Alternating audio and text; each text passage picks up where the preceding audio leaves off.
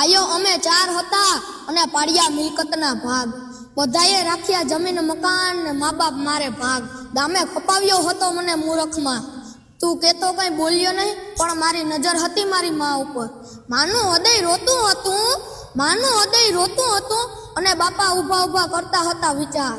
4 ને સંતાનો જણ્યા હતા અને બધાય મિલકતના હગા। સાચું કીધું કોક ભલાએ કે જણનો જોરું નોશ થાય, પણ આ એક તો હશે આ 4 માંથી કે જે મારો હગો થાય। નાનો બોલ્યો પંચ વચ્ચે, નથી જોતું મારે કઈ ધન, સેવા કરીશ મા બાપની એ જ મારા માટે ધન। બાપનું મન ચડ્યું ચગડોળે અને એવા તો મેં શું કર્યા પાપ।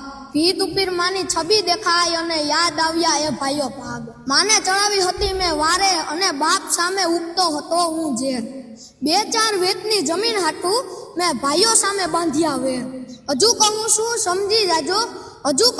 સમજી જાજો કે આ જુવાનીનું જ હોય છે બળ।